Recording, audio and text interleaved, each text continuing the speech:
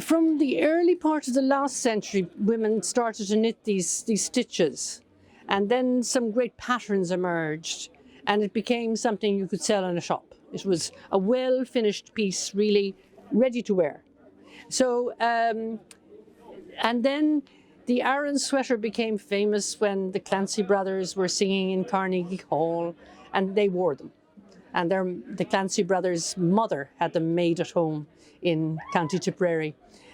So a huge interest in it then. Tourists started coming to Ireland. They were looking for something like this, looking for the tweed jackets and looking for a sweater. And we were able to hire the knitters and get the sweaters made for them. We followed that trend and I kept it going. Now I think people are really looking for a sweater. This one, for example, I was showing to a young woman just a few minutes ago, and she knows that there won't be sweaters in a certain length of time, so she wants to have her own one. And that's a classic piece, the diamonds filled with moss stitch, and a lovely stitch called the lobster claw. Okay. Very simple, and a lovely fit for a small size, a perfect classic. Yeah, we've always had that pattern. So people are beginning to pick them up now as collector's items. Yeah. And also getting them made to measure. So the word is out that you need to start picking. Well, the stitches are complex and you need to be a good knitter to do them. And there's nothing simple about an Aran sweater. It's intricate. It takes a lot of work. Now here you have the beautiful Tree of Life. You have a plaited diamond trellis where there's a diamond here followed by another diamond. And then we have the honeycomb stitch, and we completely ignore the simplest stitch of all, which is 2 stitches, a twisted cable. And that's used to ornament the rest of the sweater.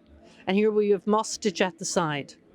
So my knitters are wonderful people. I praise them all. I have been very friendly with them all, and they do a great job for me. And we make a certain standard range that we will put on the shelves, from extra small to double XL. And then we also have a small range that we can do to order. And this is part of it. Sometimes you have to be patient. I will tell you when the knitter will knit and when it will be ready. And you must be patient because I won't take a special order on unless you're ready to wait. Something can happen. A knitter can have a bad cold, or she may need to look after someone else in the family, then she needs to take time off. And I respect that too. The different stitches that are in each jumper, back in the day, am I right in saying that was to recognise the different families? That isn't actually true. Okay. Yeah, yeah.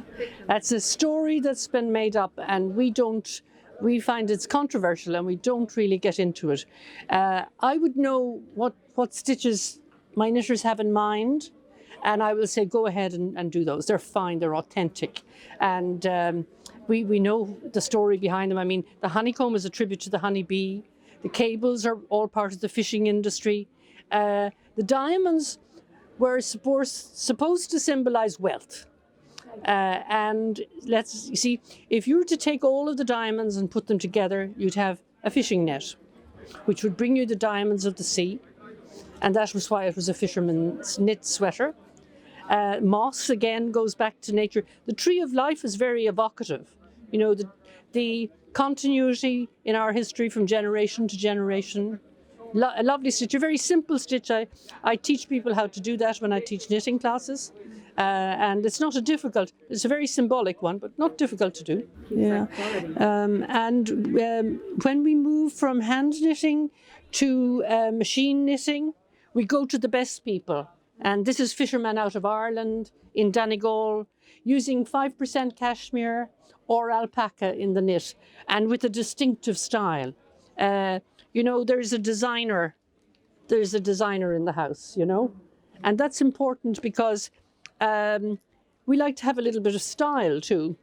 And because we have customers coming from all over the world, I could sell a hand knit sweater to them, and then I have something very fashionable from Donegal.